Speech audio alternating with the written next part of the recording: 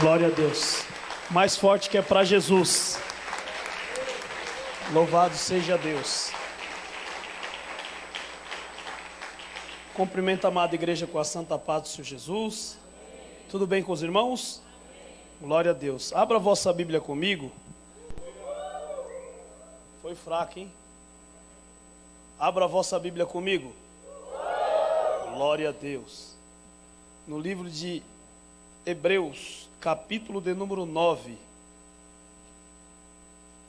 A epístola aos Hebreus, no capítulo de número 9. Glória a Deus. Palavra rápida e objetiva que Deus colocou no meu coração. No seu versículo de número 28, Hebreus 9, 28, que diz assim: assim também Cristo, oferecendo-se uma vez para tirar os pecados de muitos, aparecerá a segunda vez, sem pecado, aos que espera para a salvação. Diz comigo, aos que espera para a salvação. Curva a tua cabeça. Pai bondoso, Pai das luzes, Senhor.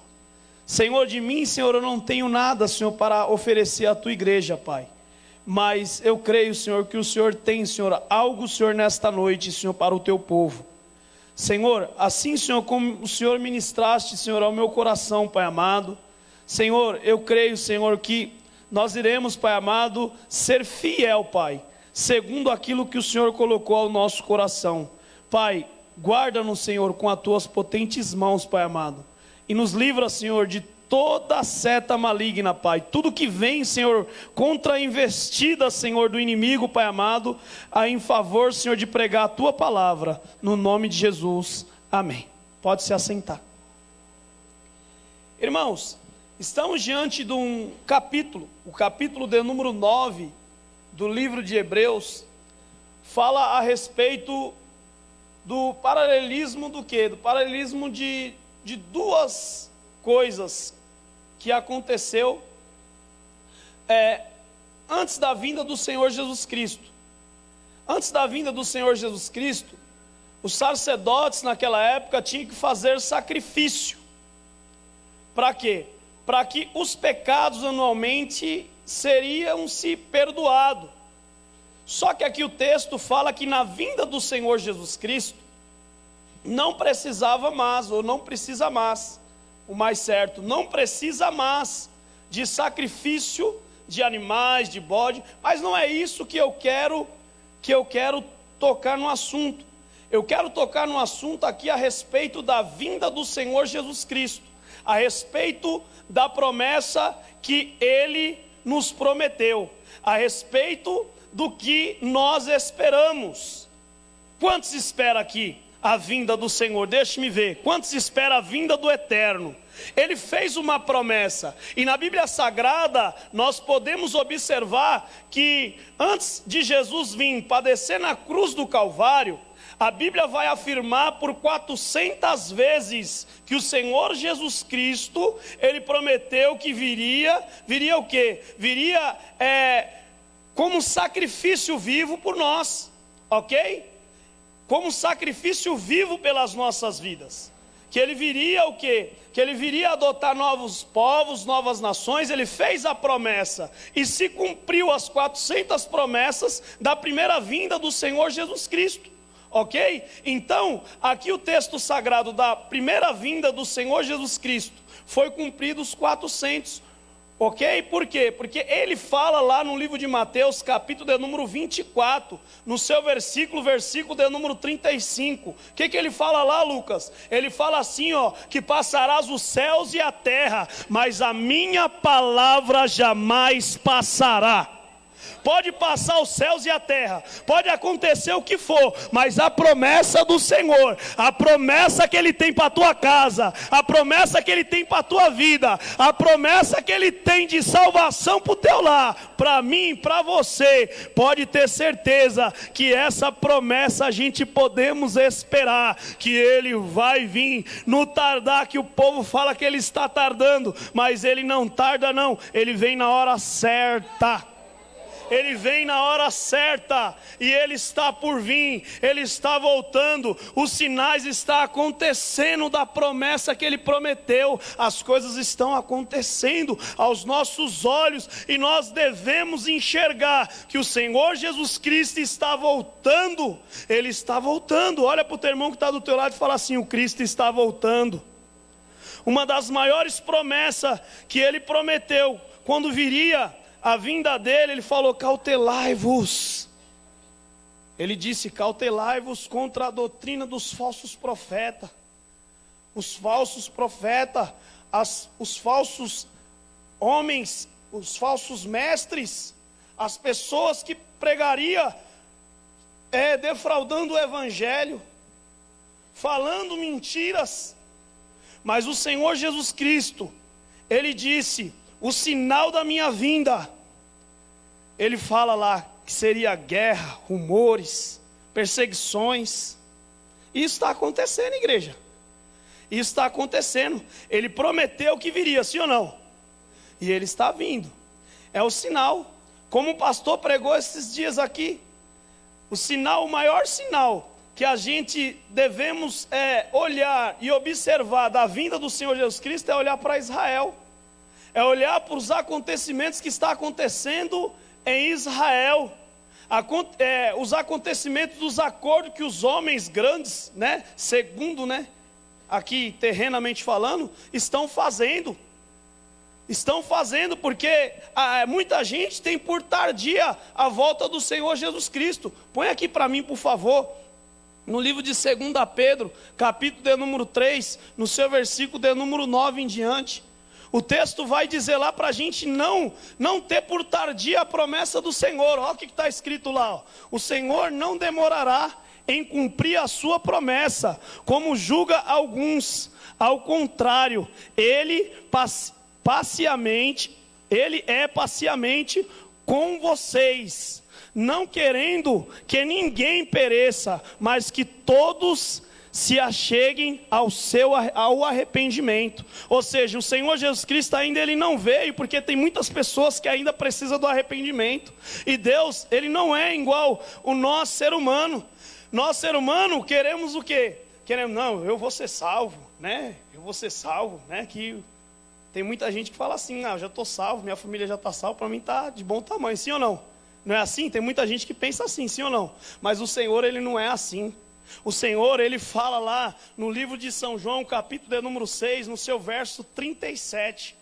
O próprio Senhor Jesus Cristo, Ele dizendo: tudo que meu Pai deu a mim, virá a mim, e de maneira nenhuma eu lançarei fora. Ele não lança ninguém fora. Nós lançamos com as nossas atitudes, nós se lançamos também fora da presença de Deus. Da presença não, do caminho, porque ninguém se lança fora da presença de Deus. Todo mundo está na presença do Eterno. Só que nós, com as nossas atitudes, nós se lançamos fora do caminho.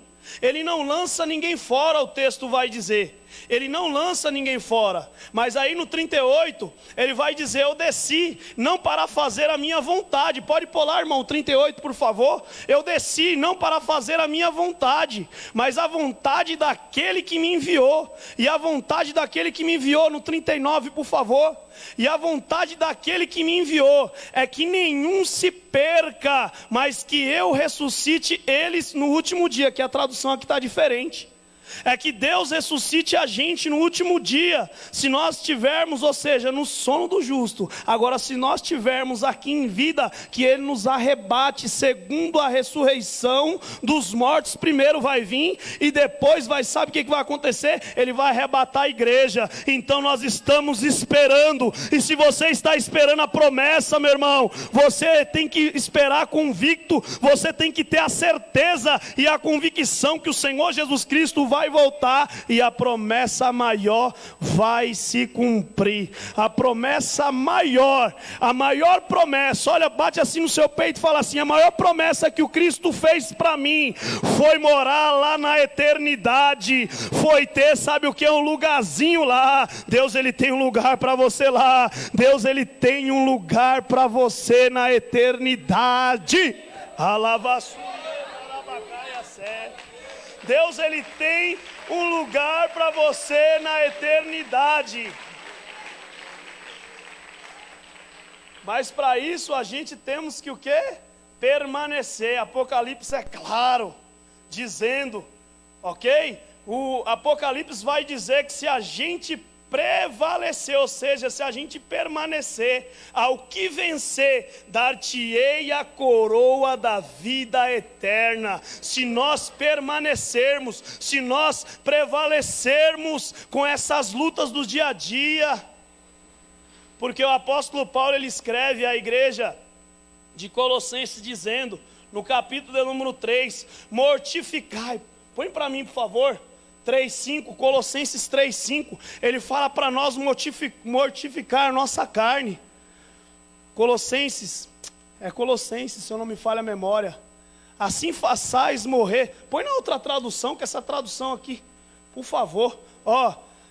Exterminais, pois, as vossas inclinações carnais, e a prostituição, a impureza, a paixão, a vil, a concupiscência e a avareza, que é a idolatria. Ou seja, a gente temos que verdadeiramente, meus irmãos, verdadeiramente mortificar a nossa carne contra essas coisas, para que o Senhor Jesus Cristo vem ao tardar do noivo, né? Como muitos dizem por aí, a gente temos que esperar, se guardando, mortificando a nossa carne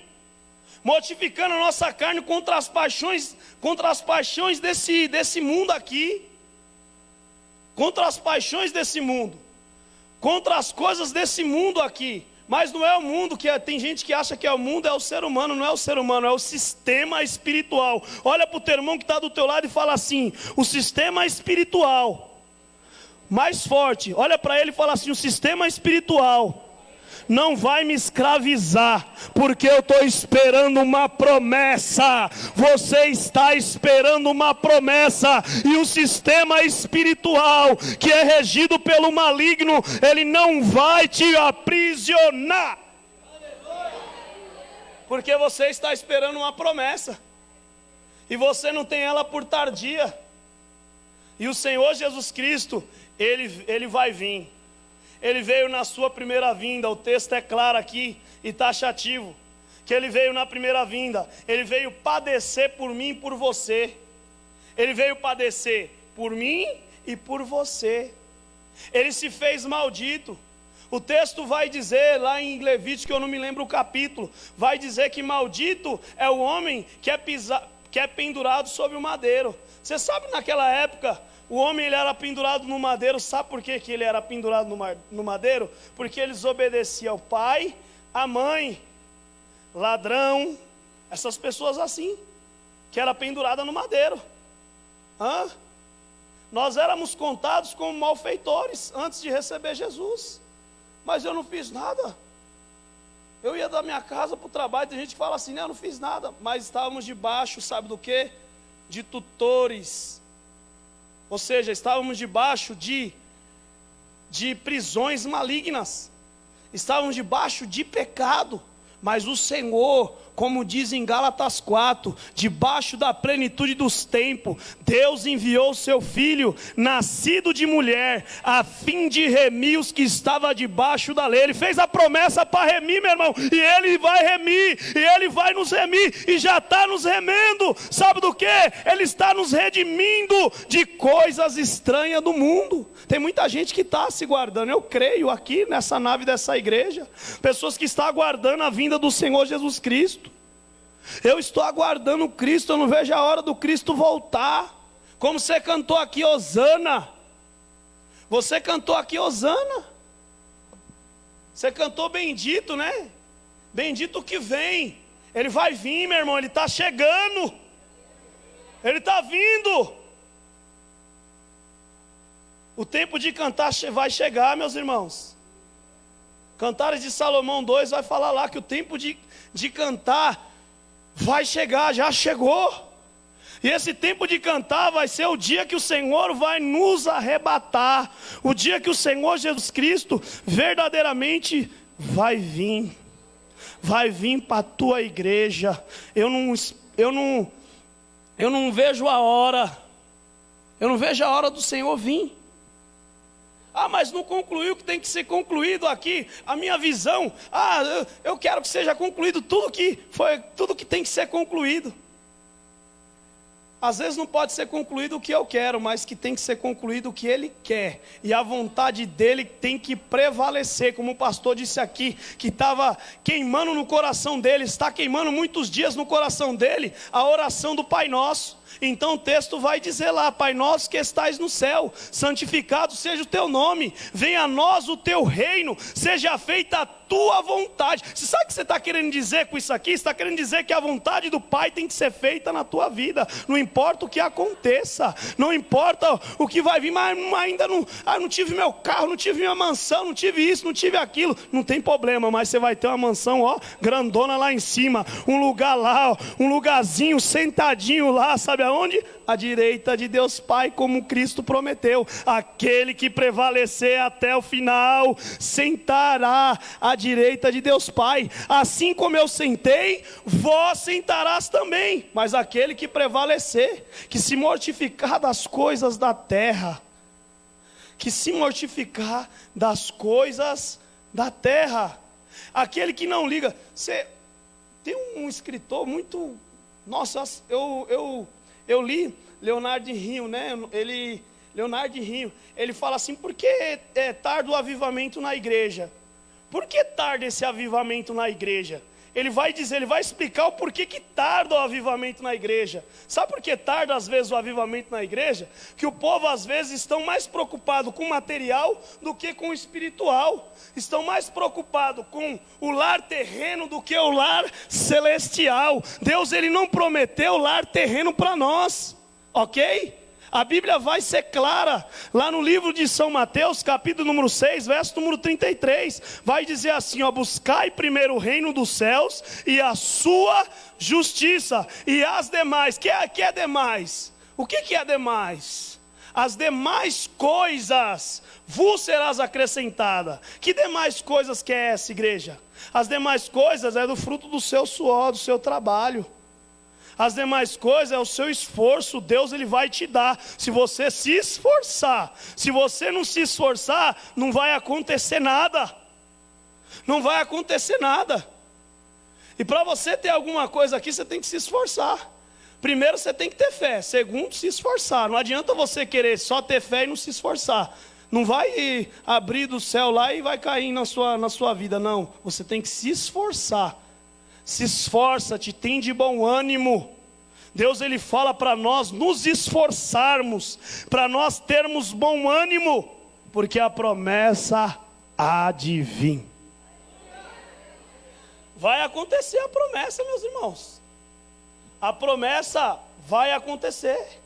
Mas para nós vivermos a promessa de Deus, para nós vivermos a medida que Deus tem para nós, verdadeiramente nós temos que estar no centro da vontade do Pai. Temos que estar no centro da vontade do Pai. Às vezes as coisas passam despercebido das nossas vidas.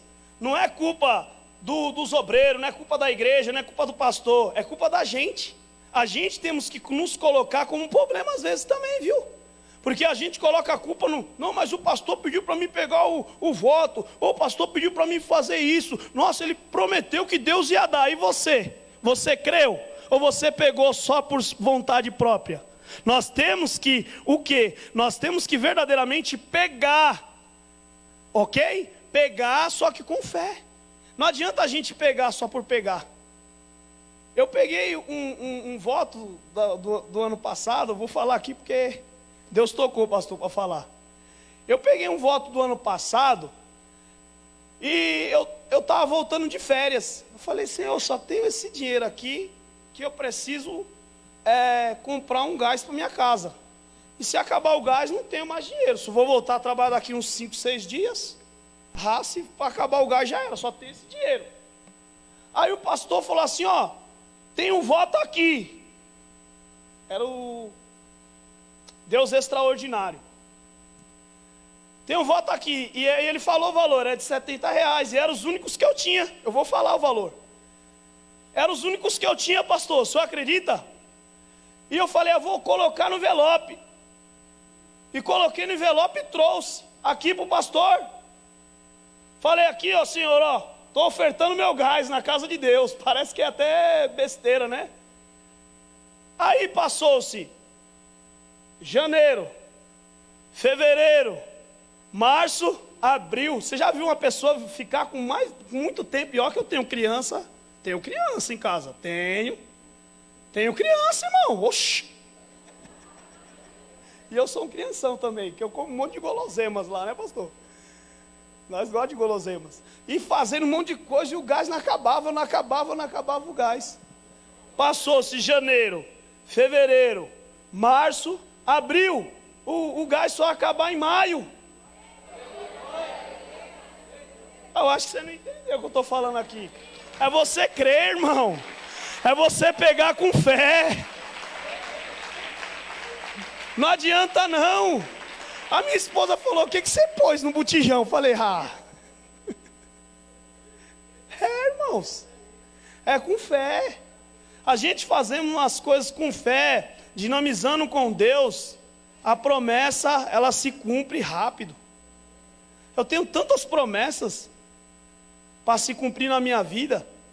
Se eu falar assim, Senhor, se o Senhor cumprir todas as promessas que eu preciso, que o Senhor prometeu, e o Senhor não cumprir, que eu sei que Deus ele cumpre, irmãos, ele cumpre. Uma das coisas que, como o presbítero Davi ele disse na terça-feira, era que Deus prometeu que ele estaria num púlpito pregando. E Deus ele fez uma promessa para mim, há 13 anos atrás, antes de eu voltar, de eu retornar para o Senhor Jesus Cristo. Ok?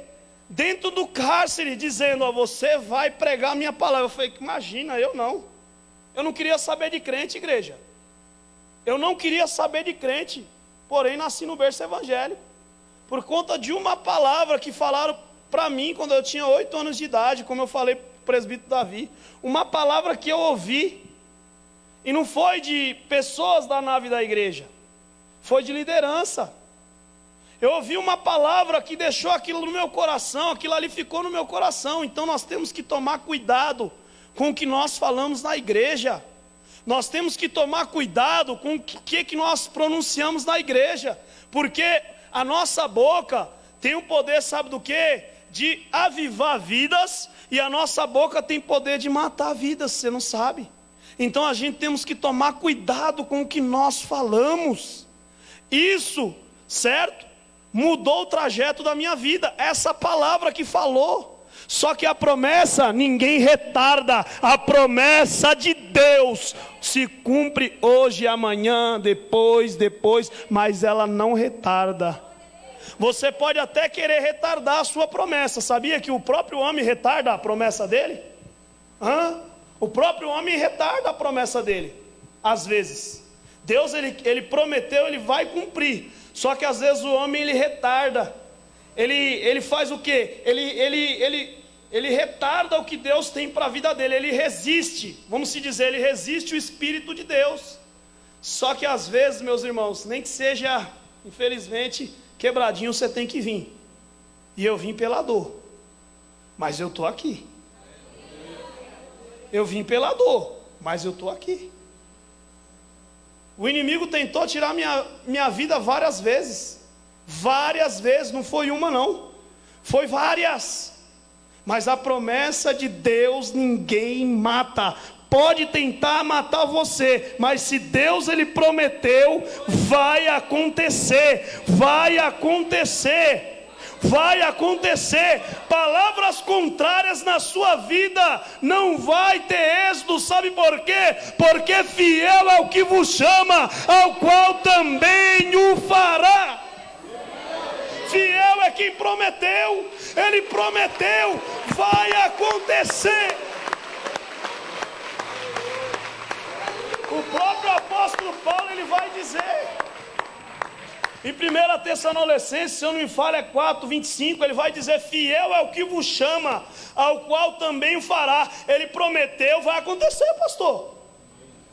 Se Deus falou que vai encher esse lugar vai ser cheio. Mas para isso, cabe nós verdadeiramente, sabe o que? Arregaçarmos a nossa manga e estar do lado do servo de Deus. Está do lado do servo de Deus. E largar. De quê? De picuinha. É verdade. Largar de inimizade e fazermos a obra de Deus. Fazermos o que o Deus Todo-Poderoso mandou, porque na primeira vinda ele padeceu, mas na segunda vinda ele vai resgatar um povo zeloso de boa obra. Ele padeceu por você, mas na segunda vinda ele quer ver você firme, ele quer ver você centrado na promessa dele. Quantos estão acreditando? Quantos estão entendendo o que Deus Todo-Poderoso ele quer fazer? Na primeira vinda dele, ele padeceu como pecador, ele se fez como pecador, mas na segunda vinda, ele vai vir, sabe o que? Reluzente, ele vai vir verdadeiramente, como em Apocalipse vai dizer, Apocalipse 1, se eu não me falha a memória, 1:7, ele vai vir, e todo olho o verá. Olha o que o texto vai dizer lá, eis que ele vem com as nuvens, e todo olho o verá, até mesmo aqueles que transpassaram, e todos os povos da terra se lamentarão por causa dele. Assim, amém. Ele vai vir, gente, ele vai vir, ele prometeu e vai acontecer. Ele falou em Daniel lá também que ele viria, e vai acontecer. Se cumpriu-se que você serviria a Deus, que você estaria na presença de Deus,